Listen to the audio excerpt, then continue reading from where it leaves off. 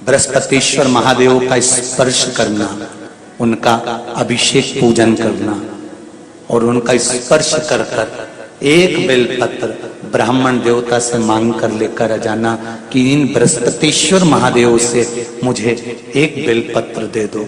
तुम्हें पुखराज पहना कि नहीं पहना, हीरा रतन माणिक पहना कि नहीं पहना, वो बेलपत्र इतना चमत्कार कर देगी कि जिंदगी में कभी संपदा की कमी आएगी ही नहीं। भगवान से कहो, हे देवाधिदेव महादेव, मैं ये नहीं कहता कि मुझे रोने मत देना, क्योंकि कर्म का भोग तो मुझे भोगना पड़ेगा। देवाधिदेव महादेव से कहो, हे देवाधिदेव महादेव, मैं ये नहीं कहता कि मुझे रोने मत देना, पर इतना जरूर कहता हूं, तेरे सिवा किसी दूसरे के आगे झुकने मत देना, बस इतनी कृपा कर। मैं ये नहीं कहता कि मुझे रोने मत देना, बस तुझसे निवेदन है कि केवल तेरे दरबार के अलावा किसी दूसरी जगह पर मुझे झुकने मत देना, क्योंकि मैं जानता हूं अगर तू मुझे अपना समझता है, झुकने नहीं दे सकता तो फिर रोने भी नहीं देगा, ये मेरा विश्वास। कभी कभी यदि आप महालक्ष्मी का पूजन कर रहे हैं, माता लक्ष्मी का पूजन कर रहे हैं, माँ जगत जननी की आराधना कर रहे हैं, साधना कर रहे हैं, माँ आदि शक्ति को प्रसन्न करना चाहते हैं, माँ आदि भवानी को प्रसन्न करना चाहते हैं, और जिस दिन तुम्हारा मन कर जाए कि आज मेरी माता की कृपा मुझ पर होना है, माँ करुणा करे, माँ जगत जननी जगत धात्री माँ अम्बा कृपा करे, तो निवेदन है उस दिन 2 दीप लगाया करो, एक गोल बाती का, एक लंबी बाती का। ये 2 दीप जब हम शिव और शक्ति के लिए लगाते हैं तो हमारे मन की कामना पूर्ण जरूर होती है। प्रयास करा करो, कभी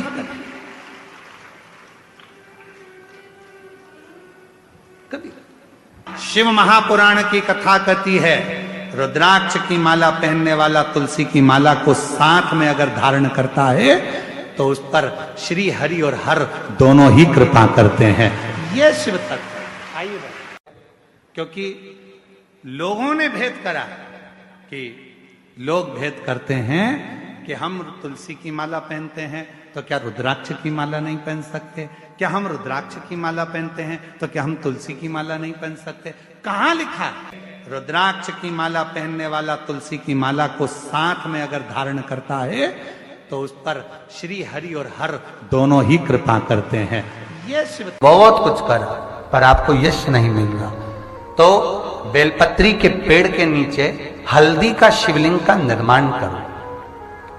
हल्दी पिसी हुई हल्दी का शिवलिंग का निर्माण करो, उसका पूजन कर कर घी का दिया लगाकर भगवान शंकर की वही हल्दी का शिवलिंग का तिलक अपने हृदय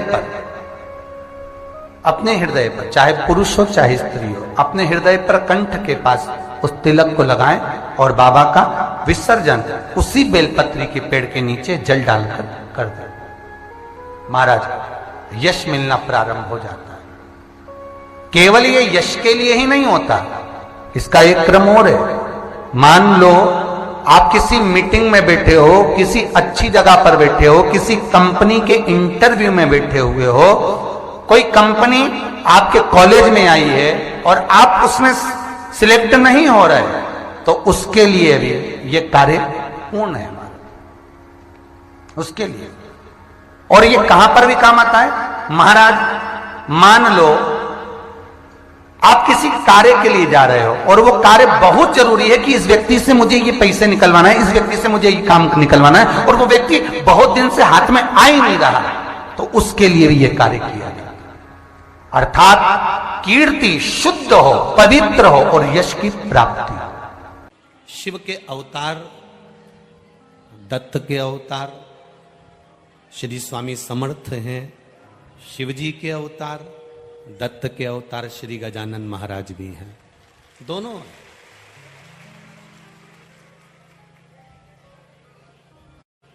एक ने श्री स्वामी समर्थ जी ने मिर्ची को खाकर भी भगवत भजन कर कर परमात्मा की शरणागति प्राप्त करी है। गजानंद महाराज ने झूठी पत्तल में से चावल का दाना उठाकर भगवत भजन कर कर अपनी जिंदगी का आनंद पाया।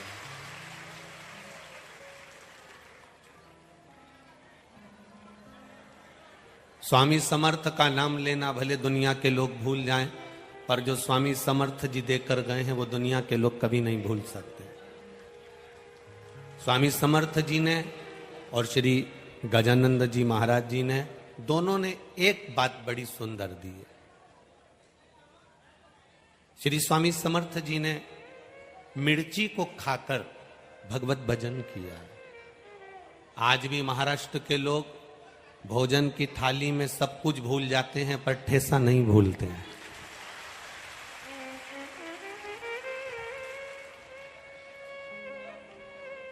मेरे स्वामी समर्थ जी ने कहा था, मिर्ची खाकर जीवन जी लेना पर किसी को ठेस मत पहुंचाना, इसलिए उसका नाम ठेसा है। और श्री गजानंद महाराज जी ने एक झूठी पत्तल पर से चावल का दाना उठाकर खा रहे हैं। किसी ने पूछ लिया, बाबा आप ये क्या कर रहे हो?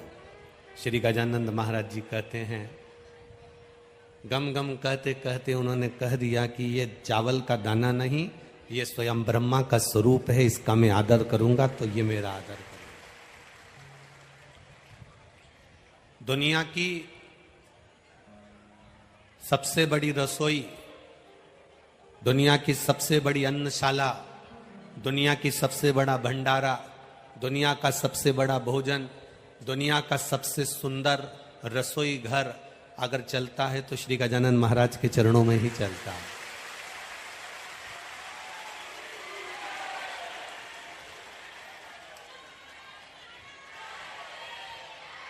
उसकी शरणागति, उसके चरणों का रस तत्व, उन्होंने, गजानंद महाराज ने अपने भक्तों से एक ही बात कही कि मैं भले ना हूं इस पृथ्वी पर, मैं भले ना रहूं इस भूमि पर, समाधि लीन हो जाऊंगा, पर जिस पत्तल पर मैंने झूठा चावल का दाना खाया है उस अन्न को मैं अमृत बनाकर जाऊंगा। जो यहां पाएगा वो सब रोग से मुक्त हो जाएगा।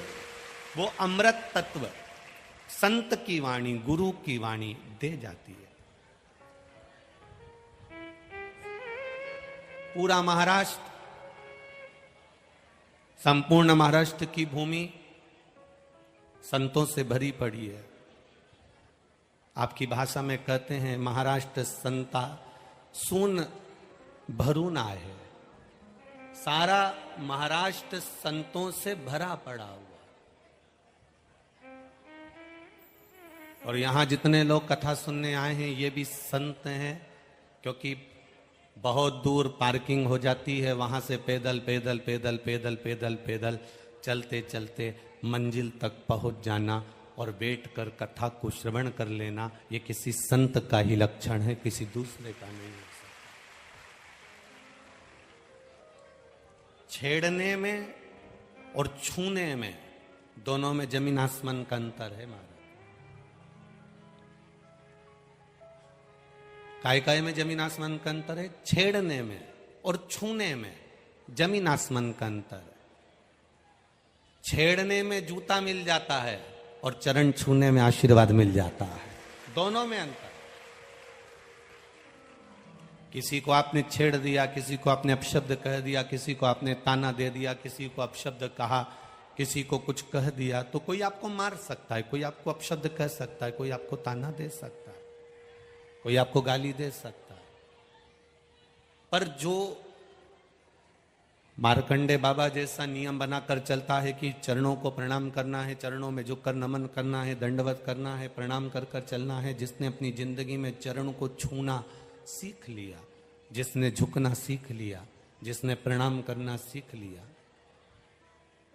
माता पिता गुरुजन को, घर के बुजुर्ग जन को, घर के बड़ों को जिसने चरण छूना, प्रणाम करना प्रारंभ कर दिया, फिर उसके सिर पर कोई टोपी है ना है, उसके सिर पर कोई ताज है ना है, उसके सिर पर कोई मुकुट है ना है, पर जो माता पिता, गुरु और घर के बुजुर्गों का आशीर्वाद लेकर सिर पर हाथ रगवा कर जो चलता है, समझ लो उसके ऊपर दुनिया का सबसे बड़ा ताज होता है, सबसे बड़ा मुकुट होता है। भगवत भजन की ओर आपकी जागरूकता हो, भजन की ओर आपकी एकाग्रता हो, भजन की ओर आपकी दृढ़ता हो, उसमें जो सुख का अनुभव होगा उसमें एक आनंद ही आनंद होगा। श्री स्वामी समर्थ जी ने, शेगांव के श्री गजानंद बाबा जी ने अपनी बात को एक सहजता में कहा, एक सहज विषय में कहा।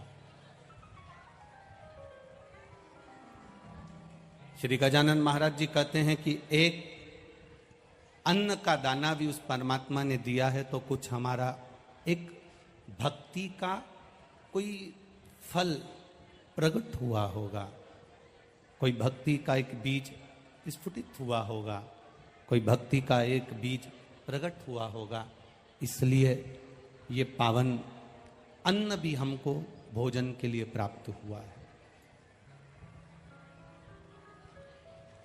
गजानन महाराज जी ने एक बात बड़ी सुंदर की, स्वामी समर्थ जी ने अपने जीवन में एक बात बड़ी अच्छी की, भजन और भोजन का मजा, भजन और भोजन का आनंद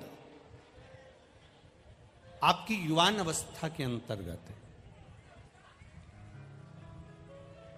आपकी जैसी अवस्था है, शिव महापुराण की कथा कहती है, जिस अवस्था में आप अभी हैं, बचपन अवस्था है, आपकी जवानी अवस्था है, आपकी अधेड़ी है अवस्था में है, आप बुढ़ापी अवस्था में हैं, आप जिस अवस्था में, उस अवस्था के अंतर्गत आप भजन का भी आनंद ले सकते हैं और भोजन का भी आनंद ले सकते हैं। उस अवस्था के अंतर्गत आप परमात्मा के गुणगान का भी आनंद ले सकते हैं और भोजन का भी ले सकते हैं। युवान अवस्था रहे तो उसका मतलब ये नहीं है कि हम उसको व्यर्थ गंवा दें। बचपन मिला, जवानी मिली, हम उसे व्यर्थ गंवा दें, ये श्रेष्ठता नहीं है हमारी अवस्था के अनुसार। हम बचपन हैं तो अवस्था के अनुसार भजन भी हमारा बलवान होना चाहिए। हमारी युवानी अवस्था है, जवानी अवस्था में है, हमारे भजन का बल और बड़ा होना चाहिए। अवस्था के अनुसार हमारे भजन के बल को हमें बढ़ाना। मां जानकी जी ने एक चिड़िया को कैद में रखा था तो मां जानकी जी को कैद में रहना पड़ा। राम जी ने छुपकर बाली को बाण मारा था, वही बाली ने छुपकर कृष्ण अवतार में भगवान कृष्ण को बाण मारा। कर्म का वो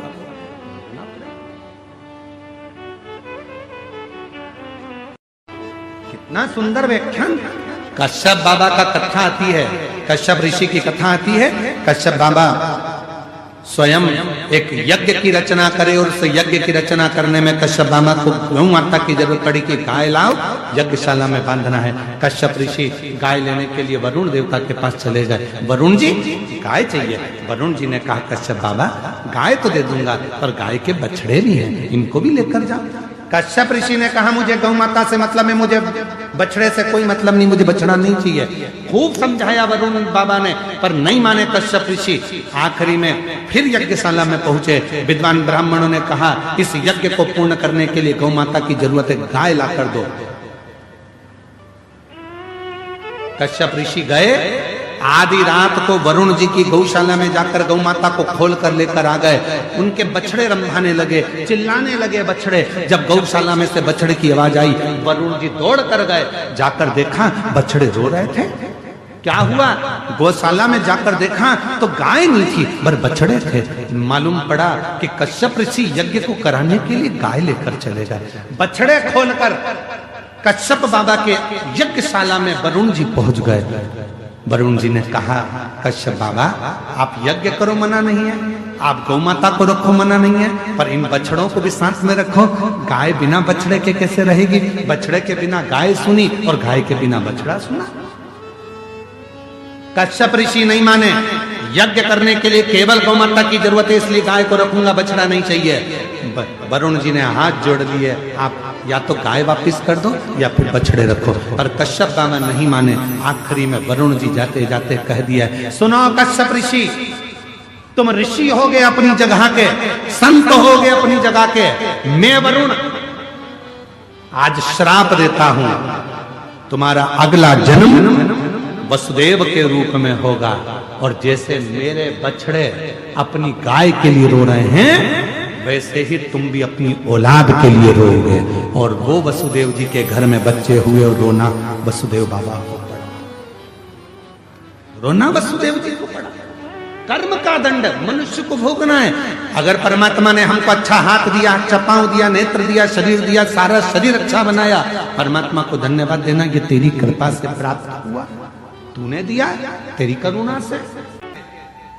जिस स्त्री के रजोधर्म में, रजोधर्म के समय पर कोई नारी कहती है पेट दर्द होता है, कोई कहती है रजोधर्म नहीं आता, कोई कहती है रजोधर्म रुक जाता, वो नारियां जो बहुत उदर से जुड़ी हुई कहीं ना कहीं तकलीफों में होती हैं, अगर मां प्रतिंगिरा का स्मरण कर कर एक चावल का दाना, भगवान देवाधिदेव महादेव जिस जलाधारी पर, वो जो गोल जलाधारी है, जिस जलाधारी पर शंकर का शिवलिंग रखा हुआ है, उस जलाधारी पर कहीं पर भी एक चावल का दाना या तो मां दंतेश्वरी का नाम लेकर या प्रतिंगिरा माता का नाम लेकर अगर चढ़ा देती है, तो उस नारी के रजो धर्म से जुड़ी जितनी प्रॉब्लम है वो सब समाप्त हो जाती है। यहां तक प्रतिंगिरा माता का माता पार्वती को शंकर भगवान ने 2 वर दिए थे, पति पत्नी में झगड़ा होगा, आपस में प्रेम बढ़ेगा। आज भी पति पत्नी में झगड़ा होता है, दोनों में प्रेम बढ़ता है। कितना भी झगड़ा कर ले, आखिरी में पति घर आकर पूछता जरूर है, क्यों तेरी मम्मी कहां गई? तुरंत पूछे, तुरंत। काशी में जो मरेगा उसके कानों में गुरु मंत्र आपको देना पड़ेगा। इसलिए काशी में मरने वाले का सीधा कान मरते ही टेढ़ा हो जाता है, क्योंकि पार्वती जी ने शिव जी से वर मांगा था, सीधे कान में मंत्र देकर आप मोड़ देना, मैं समझ जाऊंगी कि आपने गुरु मंत्र दे दिया। काशी अभिमुक्त नगरी है, जिसमें मंत्र प्राप्त करने पर मोक्ष की अनुभूति हो जाती है, मोक्ष पद प्राप्त। शिव पुराण कह रही, महाराज शिव जी को एक बार क्रोध आया, उस क्रोध को ब्रह्मा जी ने घोड़े का रूप दिया, घोड़ा समुद्र में जाकर फेंका, जलंधर की उत्पत्ति हो गई। जलंधर का विवाह वृंदा के साथ में हो गया। वृंदा पतिव्रता धर्म का पालन करने वाली थी, पति को परमेश्वर मानने वाली थी, पति के चरणों का नित्य स्मरण करने वाली थी वृंदा। भगवान की भक्ति में वृंदा ऐसी डूबी, ऐसी डूबी।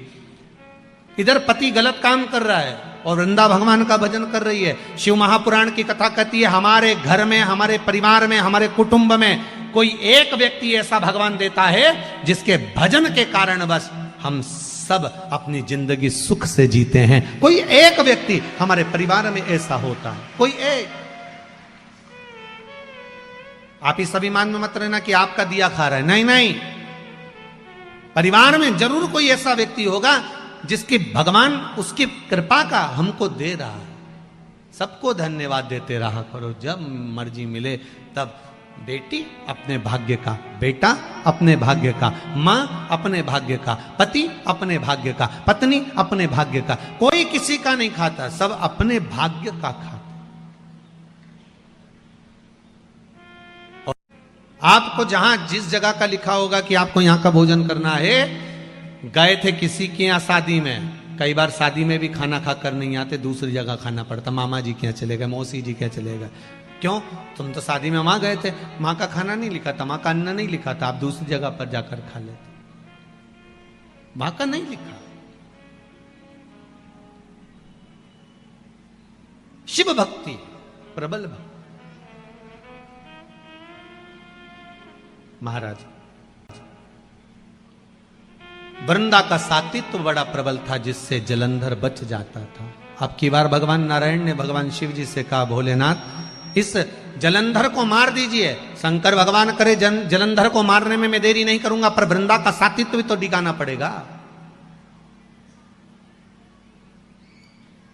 एक सातित्ववान पतिव्रता धर्म का पालन करने वाली नारी, पति को परमेश्वर मानने वाली नारी, उसका सातित्व डिगा देना कोई सरल बात है क्या? बहुत कठिन बात। उन्हें कहा, कई बार लोग कहते हैं हमारी माता के वचन बिल्कुल सत्य होते हैं, कई कहते हैं हमारे पिता के वचन बिल्कुल सत्य थे, कोई कहते हैं मेरी पत्नी ने जो बोला बिल्कुल सही बोला, कोई कहती मेरा पति बोलता है बिल्कुल सत्य बोलता है, कई बार मेरी बेटी बोलती है सत्य बोलती है। कारण क्या है? मतलब आपके हृदय में शंकर के चरणारविंद की मेहंदी रच चुकी है, इसलिए आपकी वाणी सत्य बोल रही है। वो मेहंदी रच चुकी है, इसलिए वाणी सत्यता की निकल।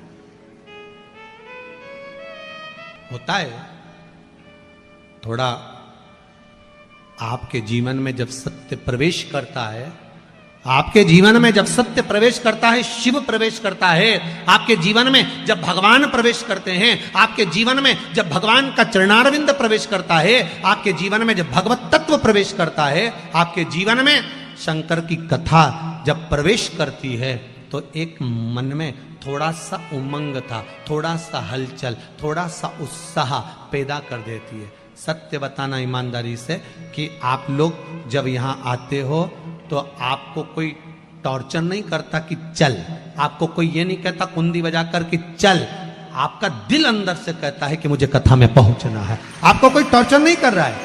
में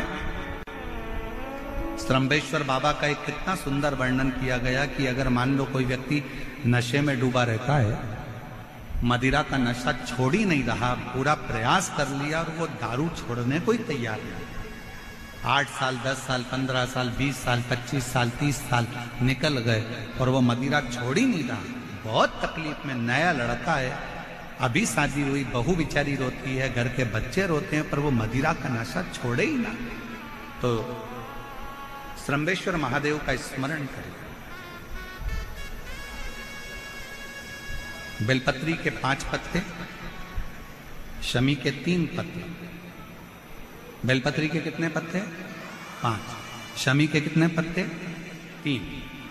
बेलपत्र के 5 पत्ते, शमी के 3 पत्र और काली मिर्च 5। एक पत्र, शमी पत्र सब साथ में लेकर काली मिर्च के साथ में बाबा देव अधिदेव महादेव को, भगवान शंकर को समर्पित करो। श्रम्भेश्वर महादेव का नाम लीजिए, जम के बोलो कौन सा महादेव? श्रम्भेश्वर महादेव। आपने कथा में सुना होगा कि शरम्भ पक्षी का रूप मेरे शंकर भगवान ने लिया था। किसके लिए लिया था? नरसिंह भगवान को जो गुस्सा आ रहा था, नरसिंह भगवान जो तोड़ फोड़ कर रहे थे, सारे देवताओं को डर लग रहा था, तब भगवान शंकर ने शरम्भ पक्षी का रूप धारण कर नरसिंह भगवान को अपने पंजे में उठाकर अलखनंदा नदी में ले जाकर डाल दिया। शिवजी ने एक नाम लिया